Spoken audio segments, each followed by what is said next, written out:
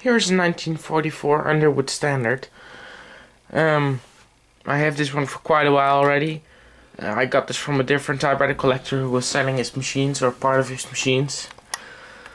It needs a good cleaning. I haven't cleaned it yet. It does work, types really well, but there's no ribbon in it right now. But it's a really smooth feel and all that. For some reason I'm not really attached to this machine. I don't know why, because it types really nice, but still. It still works great. It has a split space bar which has been glued together later on.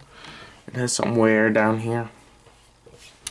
It has touch control and color selector and tabulator and backspace and margin release and all that kind of double shift lock, which tells me that this machine is a later model, because Underwood's, like this one for example, has one shift lock on one side, and to unlock it you have to hit the other one, which is not so with this one. You have to hit the same button.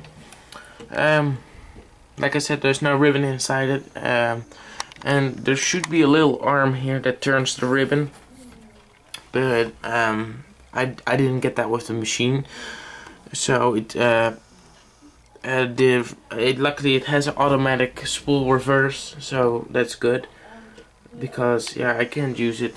I'm sorry for that, because yeah, it's just Underwood's very clearly to be seen.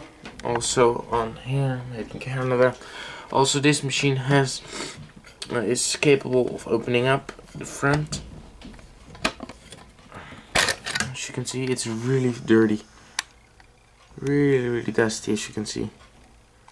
So before I'm going to use this, I'm going to clean it out real good, real thoroughly, because of course this is not really how a typewriter should look before it's cleaned. So yeah, I got it fixed. The ribbon reverse didn't work. Only went spinning one way, and now I got it fixed. Oh my god, that's dirty.